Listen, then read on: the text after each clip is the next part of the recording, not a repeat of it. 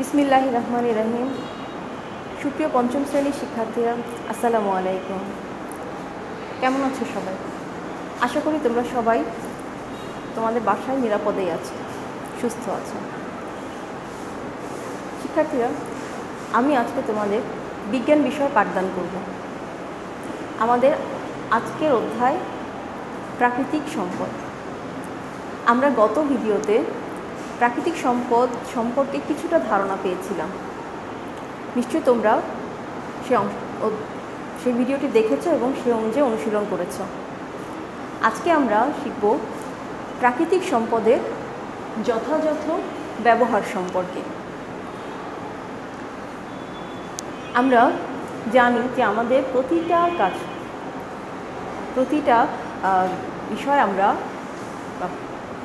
শক্তি উৎপাদন এবং বিভিন্ন কাজে প্রতিটা কাজে আমরা কী করি, আমরা প্রাকৃতিক সম্পদকে ব্যবহার করে নতুন নতুন কিছু জিনিস তৈরি করছি, বা শক্তি উৎপাদনের ক্ষেত্রেও আমরা কী করছি, প্রাকৃতিক সম্পদের উপর আমরা নির্ভরশীল বা প্রাকৃতিক সম্পদকে ব্যবহার করছি। আর বর্তমানে যে হারে জনসংখ্যা বাড়ছে, তাতে এই প্রাকৃতিক সম্পদের উপরেও কিন্তু চাহিদাও বেড়ে যাচ্ছে, মানে প্রাকৃতিক সম্পদের চাহিদাও বাড়ছে এবং এর উপর একটি চাপ সৃষ্টি হচ্ছে। তবে কিছু কিছু প্রাকৃতিক সম্পদ কিন্তু সীমিত, যেমন তেল, কয়লা, প্রাকৃতিক গ্যাস, এই ধরনের যে সকল প্রাকৃতিক সম্পদ আছে সেগুলো কিন্তু খুবই সীমিত। তাই আমাদের কী করতে হবে, এই সকল সম্পদের যথাযথ ব্যবহার করতে হবে এবং এর বিকল্প উৎস খুঁজে বের করতে হবে। কারণ এই সকল সম্পদ যদি শেষ হয়ে যায়, তাহলে আমরা ব্যবহারের জন্য আর এই সকল সম্পদকে পাবো না। তাহলে আমরা কিভাবে এর ব্যবহার করতে পারি, বা দেখো সম্পদের বিকল্প উৎস, তাহলে এই ধরনের প্রাকৃতিক সম্পদের বিকল্প উৎসই বা কী? আমরা যেহেতু বলেছি যে তেল, গ্যাস, কয়লা এগুলো খুবই সীমিত। কেন সীমিত? কারণ আমরা জানি এগুলো হচ্ছে অনবায়নযোগ্য প্রাকৃতিক সম্পদ। অনবায়নযোগ্য প্রাকৃতিক সম্পদ কি, আমরা গত ভিডিওতে সেটা জেনেছি। তারপরে বলছি, অনবায়নযোগ্য প্রাকৃতিক সম্পদ হচ্ছে যে সকল সম্পদ একবার শেষ হয়ে গেলেও 1000 বছরেও ফিরে পাওয়া সম্ভব না। মানে একবার যদি ব্যবহার করতে করতে এটা যদি একবার শেষ হয়ে যায়, তাহলে সেটি আর ফিরে পাওয়া সম্ভব নয়। তৈরি হতে 1000 বছরেরও বেশি সময় লেগে যায়। এ ধরনের সম্পদগুলোই হচ্ছে অনবায়নযোগ্য প্রাকৃতিক সম্পদ, যেমন তেল, গ্যাস, কয়লা এগুলো। আর নবায়নযোগ্য হচ্ছে যেগুলো বারবার ব্যবহার করা যায়, যেমন সূর্যের আলো, বায়ু প্রবাহ এগুলো। আর এ কারণেই কী করতে হয়, এই যে অনবায়নযোগ্য সম্পদের কথা যে বললাম, এগুলোকে আমরা কি করব, যথাযথ ব্যবহার করব, বা এই ধরনের সম্পদের বিকল্প অন্য কোনো উৎস আমাদেরকে কি করতে হবে, খুঁজে বের করতে হবে, যাতে এগুলো আমরা যতটা কম সম্ভব ব্যবহার করতে পারি, বা এগুলো বিকল্প হিসেবে, মানে একই কাজে আমরা যদি অন্য ধরনের কোনো সম্পদকে কাজে লাগাই, তাহলে এগুলো কী হবে, সংরক্ষিত হবে। তাহলে এই ধরনের অনবায়নযোগ্য সম্পদের বিকল্প হিসেবে আমরা কিন্তু নবায়নযোগ্য কিছু সম্পদকে ব্যবহার করতে পারি। তাহলে সম্পদের বিকল্প উৎস আমরা কীভাবে কিন্তু নবায়নযোগ্য সম্পদকে অনবায়নযোগ্য সম্পদের বিকল্প হিসেবে আমরা ব্যবহার করতে পারি। তাহলে অনবায়নযোগ্য সম্পদ কি? যেমন সূর্যের আলো, বিকল্প হিসেবে আমরা কি কি ব্যবহার করতে পারি? সূর্যের আলো, বায়ু প্রবাহ,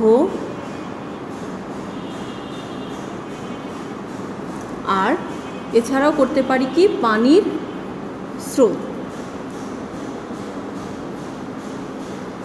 তাহলে কি বিকল্প উৎস হিসেবে আমরা এগুলোকে ব্যবহার করতে পারি।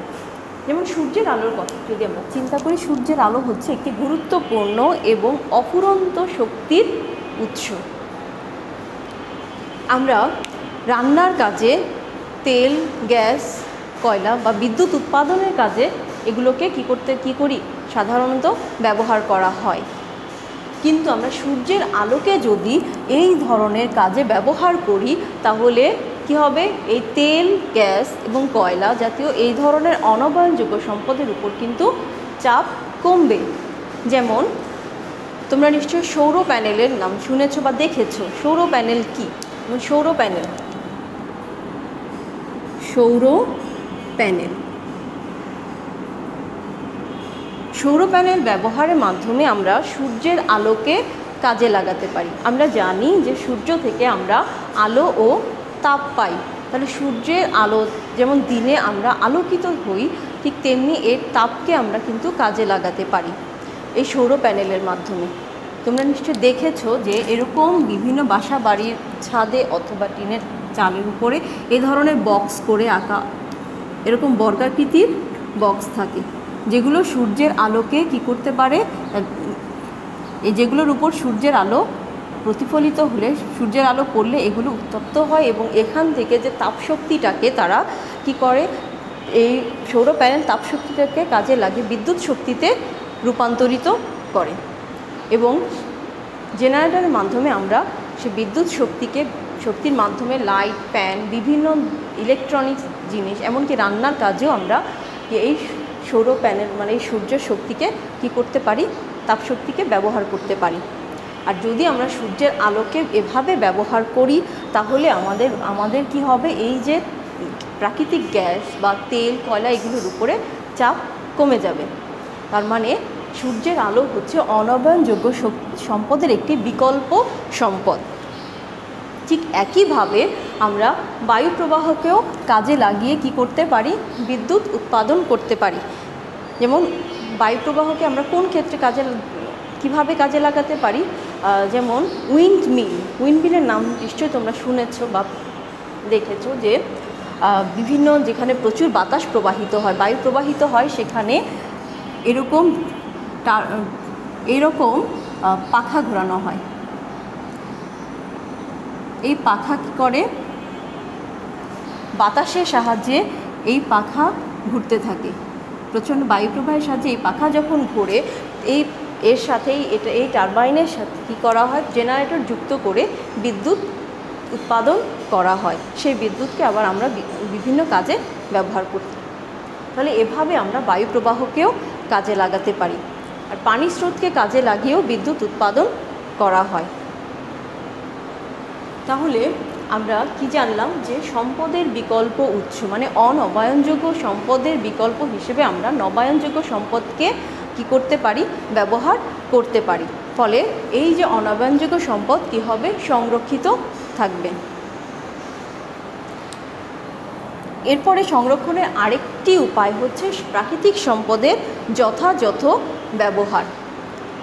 মানে আমরা যদি যথেচ্ছা ব্যবহার না করে যদি সেটাকে নিয়ম মতো করে প্রাকৃতিক সম্পদের যদি যথাযথ ব্যবহার করি তাহলে আমরা কি করতে পারি, সেটাকে প্রাকৃতিক সম্পদের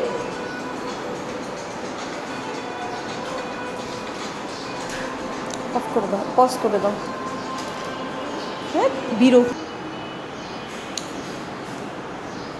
প্রাকৃতিক সম্পদ সংরক্ষণের আরেকটি উপায় হচ্ছে প্রাকৃতিক সম্পদের যথাযথ ব্যবহার। আমরা যদি প্রাকৃতিক সম্পদকে আমাদের নিয়ম অনুযায়ী যথাযথ ব্যবহার করতে পারি তাহলে কিন্তু প্রাকৃতিক সম্পদকে আমরা কি করতে পারবো, সংরক্ষণ করতে পারবো। সে যথাযথ ব্যবহারের উপায়গুলো কি, শক্তির ব্যবহার কমিয়ে, অর্থাৎ আমরা যদি বিভিন্ন ধরনের যে শক্তির ব্যবহার যদি কমাতে পারি, যেমন বিদ্যুৎ শক্তির ব্যবহার কমাতে পারি, যখন তখন আমরা যদি অযথা লাইট, ফ্যান না জ্বালিয়ে রাখি তাহলে আমাদের কী হবে, বিদ্যুৎ শক্তির ব্যবহার মানে যথাযথ ব্যবহার কমবে বা অপচয় রোধ করে, শক্তির অপচয় রোধ করে বা এর যথাযথ ব্যবহার করে আমরা কী করতে পারি, শক্তির ব্যবহার কমিয়ে আমরা প্রাকৃতিক সম্পদকে সংরক্ষণ করতে পারি। এছাড়া হচ্ছে বস্তুর পুনর্ব্যবহার। বস্তুর পুনর্ব্যবহার কি, একই বস্তু বারবার ব্যবহার করে, এই সব বিষয়ে তোমরা এর আগেও জেনেছো যে একই সম্পদ কিভাবে আমরা ব্যবহার করতে পারি। যেমন যেমন কাগজকে আমরা কি করতে পারি, কাগজ লেখার খাতা, সেটাকে আমরা যদি আবার কাগজ তৈরি করতে পারি নতুন করে পুনর্ব্যবহার করে বা ঠোঙা বানিয়ে সেটাকে যদি আমরা আবার প্যাকেট বানিয়ে সেটাকে ব্যবহার করি, সেটা হচ্ছে বস্তুর পুনর্ব্যবহার। এরকম আমরা বিভিন্ন বস্তুকে কি করতে পারি, ইউজ করার পর, একবার ব্যবহার করার পর সেটাকে যদি অন্য কোনোভাবে আবার যে ব্যবহার করা হয় সেটাই হচ্ছে পুনর্ব্যবহার। এভাবে আমরা কি করতে পারি, সম্পদের সংরক্ষণ করতে পারি। এরপরে আছে রিসাইকেল। রিসাইকেল মানে একটি বস্তু ব্যবহারের পর সেটাকে প্রক্রিয়াজাত করে অন্য বস্তুতে রূপান্তর করার মাধ্যমে, মানে রূপান্তর করার প্রক্রিয়াটাই হচ্ছে রিসাইকেল। এভাবেও আমরা কি করতে পারি, প্রাকৃতিক সম্পদের সংরক্ষণ করতে পারি। তাহলে সংরক্ষণের আমাদের উপায়গুলো কী কী হচ্ছে, যে সম্পদের বিকল্প উৎস হিসেবে আমরা নবায়নযোগ্য সম্পদকে ব্যবহার করতে পারি, সেভাবে আমরা সম্পদ সংরক্ষণ করতে পারি। আবার প্রাকৃতিক সম্পদের যথাযথ ব্যবহারের মাধ্যমেও কী করতে পারি, আমরা সম্পদের সংরক্ষণ করতে পারি। শিক্ষার্থীরা, আমরা আজকে যেটুকু আলোচনা করেছি, চলো তার আলোকে কিছু প্রশ্নের উত্তর মুখোমুখি শিখি। 1 নম্বর প্রশ্ন, অনবায়নযোগ্য সম্পদের 3টি বিকল্প সম্পদের উদাহরণ দাও। আমরা শিখেছিলাম অনবায়নযোগ্য সম্পদের বিকল্প সম্পদ কি, 3টি চেয়েছে। 3টি হচ্ছে কি, সূর্যের আলো, বায়ুপ্রবাহ এবং সূর্যের আলো, বায়ুপ্রবাহ এবং পানির স্রোত। এগুলো হচ্ছে অনবায়নযোগ্য সম্পদের 3টি বিকল্প সম্পদের উদাহরণ। নবায়নযোগ্য সম্পদের 2টি গুরুত্ব।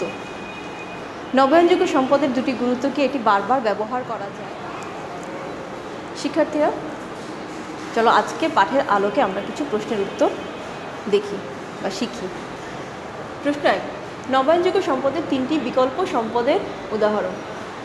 অনবায়নযোগ্য সম্পদের 3টি বিকল্প সম্পদের উদাহরণগুলো আমরা কি কি শিখেছিলাম, মনে আছে নিশ্চয়ই? উদাহরণ হচ্ছে সূর্যের আলো, বায়ুপ্রবাহ এবং পানির স্রোত। এরপরে দ্বিতীয় প্রশ্ন, নবায়নযোগ্য সম্পদের 2টি গুরুত্ব লেখো। নবায়নযোগ্য সম্পদের 2টি গুরুত্ব কি? 1 নম্বর গুরুত্ব হচ্ছে নবায়নযোগ্য সম্পদ বারবার ব্যবহার করা যায়। আর আরেকটি আমরা কি জেনেছি, যে নবায়নযোগ্য সম্পদকে অনবায়নযোগ্য সম্পদের বিকল্প হিসেবেও ব্যবহার করা যায়। তৃতীয় প্রশ্ন, নবায়নযোগ্য প্রাকৃতিক সম্পদ কাকে বলে? তাহলে যে সকল প্রাকৃতিক সম্পদ বারবার ব্যবহার করা যায় তাকেই নবায়নযোগ্য প্রাকৃতিক সম্পদ বলে। চতুর্থ প্রশ্ন ছিল, আমরা কিভাবে প্রাকৃতিক সম্পদের যথাযথ ব্যবহার করতে পারি? প্রাকৃতিক সম্পদের যথাযথ ব্যবহারে আমরা কী কী শিখেছি, কীভাবে করতে পারি? শক্তির ব্যবহার কমিয়ে বস্তুর পুনর্ব্যবহার এবং রিসাইকেল করার মাধ্যমে আমরা প্রাকৃতিক সম্পদের যথাযথ ব্যবহার করতে পারি। পঞ্চম প্রশ্ন, তেল, গ্যাস এবং কয়লার যথাযথ ব্যবহারের একটি কারণ লিখো। মানে কেন আমরা এগুলোকে যথাযথ ব্যবহার করব, এর কারণটা কি? কারণ হচ্ছে তেল, গ্যাস এবং কয়লাকে একবার ব্যবহার করলে, মানে একবার শেষ হয়ে গেলে 1000 বছরেও ফিরে পাওয়া সম্ভব না। এই কারণে আমরা এগুলোকে কি করব, যথাযথ ব্যবহার করব। তো শিক্ষার্থীরা, আজকে এ পর্যন্তই। তোমরা অধ্যায়টি খুব ভালোভাবে পড়বে এবং বারবার অনুশীলন করবে। তোমরা সবাই সুস্থ থাকবে, ভালো থাকবে। আল্লাহ হাফেজ।